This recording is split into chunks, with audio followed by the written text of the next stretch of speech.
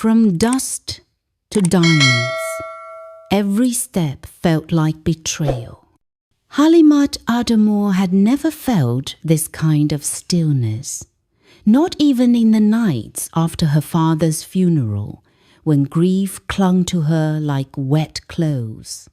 But here, standing before the massive gates of the Bello family compound in Victoria Island, Lagos, time seemed to stop. The iron gates stood tall like the doors of a fortress, flanked by white walls so clean they reflected the afternoon sun like glass.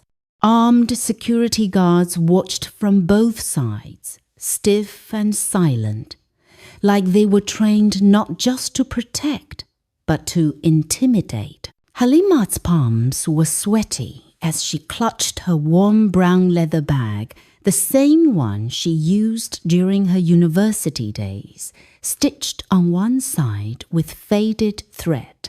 It looked so out of place here, among polished marble, luxury SUVs, and the perfume of freshly watered ornamental flowers. She shifted her gaze to her stepmother Khadijah, who stood beside her, smiling as though she owned the entire estate. Her gill, gold and purple was styled high, sitting on her head like a crown. Her lace wrapper sparkled in the sunlight, her wrists jangling with thick gold bangles. She looked every inch a wealthy northern woman, but Halimat knew better. Khadijah's wealth was performance, illusion. The reality was different, darker. Khadijah leaned in and hissed quietly, "Remember what I told you." Her fingers clutched Halimat's wrist, her long nails sticking into her skin through the sleeve of her abaya. "You are the heiress of a thriving export business," she continued. "That's the story. That's what the Bellos believe. One word about the truth about our debts, the creditors, the collapsed processing plant, and wallahi, you'll regret it."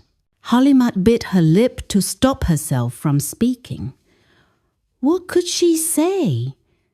That she didn't want this? That she had dreamed of something else, of finishing her law degree, working with NGOs in the north, maybe starting a school for girls in rural areas? None of that mattered anymore. Not since Baba died. Not since Khadijah sold every piece of land they had and still couldn't pay the bank loans. Not since Khadijah used the last of their credibility to sell her off like a political asset. The gates creaked open. A man in a black suit stepped forward and greeted them with a polite bow of the head. "Madam Khadijah, Miss Halimat, please come in." They were led past the front garden, a perfect lawn shaped into swirling patterns, with sculptures and water fountains glistening like glass. Palm trees danced gently in the breeze. Birds chirped lazily, unconcerned about the fate of the young woman being led to her new life. The mansion came into view, not a house, a structure. White walls, sharp edges, tinted glass windows. It looked like something out of an international architectural magazine. Sleek, modern, impossibly expensive. The inside was even worse. The foyer stretched upwards like a cathedral, with a chandelier made of glass and gold hanging from the center like frozen rain. The floors were marble, patterned with black and grey swirls. On the walls hung enormous art pieces, some abstract, others clearly worth millions. Halimat paused at the threshold, her feet almost refusing to cross. Everything in her screamed, "I don't belong here," but Khadijah nudged her sharply, whispering again, "Smile. You're not a slave. You're a bride." A voice boomed from within the corridor. "Ah, our guests have arrived." Alhaji Musa Bello entered with grandeur, a man in his late 60s, his white beard trimmed, his agbada flowing behind him like a royal robe. His presence was magnetic, loud, impossible to ignore. He walked as though the entire compound was an extension of his body. "Ah, Khadijah, you are even more radiant in person," he said smoothly, grasping her hands. "And this must be our precious Halimat." Halimat stepped forward, her heart beating her ears as she managed a respectful bow. "Good afternoon, sir," he chuckled, clearly pleased with her manners. Polite, modest, just as I hoped. Then came the moment she dreaded most. "Ibrahim," Alhaji Bello called over his shoulder, "come and greet your bride." And then he appeared, tall, calm, dressed in a plain white kaftan. No chains, no designer sunglasses. Just a man who carried his own silence like armor. Ibrahim Bello. Halimat had seen his photos online in articles about the oil conglomerate, in interviews about youth empowerment, in gossip blogs linking him to actresses and businesswomen. But none of those images captured what he looked like in person. His presence was quiet, but commanding. His beard was neatly shaped, and his posture straight, like someone trained to never flinch under pressure. But it was his eyes that caught her off guard, dark, intense, watching her as though he was trying to read more than just her face. "Assalamu alaikum," he said softly. Halimat replied almost instinctively. "Wa alaikum salam." He offered a gentle nod, but didn't extend his hand, and she was grateful. She didn't think she could have stopped hers from shaking. The adults began talking about the wedding days, the bride price, the color themes for the ceremonies. Khadijah laughed too loudly. Alhaji Bello barked instructions to assistants. Servants came and went with trays of juice and dates. At some point, a woman in a flowing red hijab, likely Ibrahim's mother, emerged briefly to observe Halimat before disappearing again. All the while, Halimat sat still on the velvet couch, trying to stay calm. But her eyes kept drifting to Ibrahim, and to her surprise, she caught him watching her too. He didn't look enchanted. He didn't look excited. He looked resigned, just like her. Their eyes met briefly, and in that small window of connection, something passed between them. Not attraction, not curiosity, but recognition. "You didn't choose this either." The realization startled her. Was this a marriage of convenience for him too? Had his father pressured him the way Khadijah had pressured her? She looked away quickly, afraid to hope that they might have anything in common. After about 2 hours, the meeting ended. Khadijah squeezed Halimat's hand tightly as they stood. "Smile. Let them see confidence." As they walked toward the exit, Ibrahim followed a few steps behind. Before they reached the door, Halimat heard him say quietly, just loud enough for her to hear, "You don't have to pretend with me. Is a cleaning pago. Easy." She turned, confused.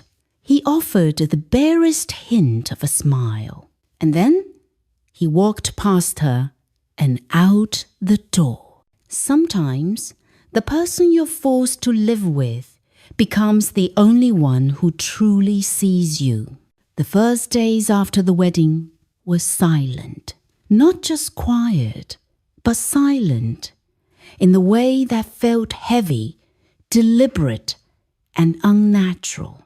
Halimat woke up each morning to the sound of birds fluttering in the manicured gardens, the humming of housemaids preparing breakfast downstairs, and the distant voice of Ibrahim speaking on the phone in one of the many sitting rooms. But between the two of them, there were no conversations, just glances, short nods, a polite distance. For a while, she welcomed the space. Her new bedroom was the size of her entire family compound back in Kano. White curtains, a king-size bed with soft sheets, built-in wardrobes, and a bathroom so large it had both a glass shower and a bathtub shaped like a flower. Still, she barely slept. The nights stretched long. Her father's voice haunted her in her dreams. Her mother's face appeared every time she closed her eyes. A mother she barely remembered but still missed. Most of all, she feared waking up one day and forgetting who she really was. Ibrahim, too, kept his distance. He was gone before sunrise most days, dressed sharply in kaftans or suits, depending on the meeting. The staff whispered that he was being groomed to take over the entire oil and gas arm of the company.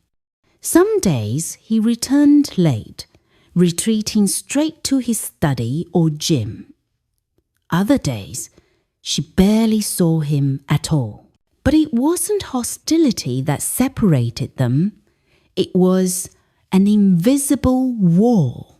It was the fact that two strangers had been tied together by a contract written by other people. Until one evening, everything shifted. Halimat had gone to the garden, her favorite part of the house. It was a circular space, tucked behind the main building, with hibiscus flowers, lemon trees, and a small waterfall that trickled peacefully into a koi pond. She often sat there with a book or her journal, trying to find pieces of herself again. That day, it rained, not heavily, just enough to cool the air and soak the garden in that earthy scent she loved. As she hurried back to the house, trying to avoid the puddles, she saw Ibrahim seated under the patio awning, a glass of zobo in one hand, a hardcover book in the other. He looked up as she approached, and for once, instead of just nodding, he said, "You can sit if you want. It's dry here." She paused. "You're not reading?" He closed the book slowly. "I've read this one before. 5 times. Curious?" She sat down on the bench across from him. "What is it about?" she asked. "A man who hated his arranged marriage and ended up building an empire with a woman he once resented." She blinked. Was that a joke? Or a message? They both chuckled at the irony, and for the first time, it didn't feel like they were on opposite sides of a wall. It felt like they were just people. From that evening on, things began to change. Not all at once, but gradually, like mist lifting after rainfall. They began eating together, not every day, but often enough to become a pattern. Sometimes breakfast, sometimes dinner. He preferred silence during meals. She preferred light conversation.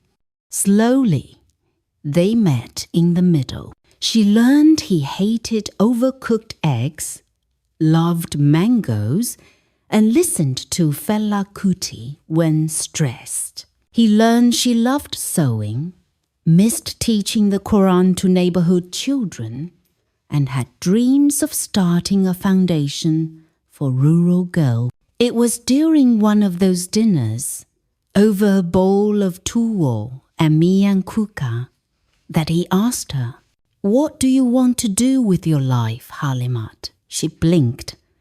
"You mean now?" "I mean always," he said. "What do you want?" No one had asked her that in years. "I used to want to be a lawyer," she said, "or a teacher. Then, after Baba died, I just wanted to survive.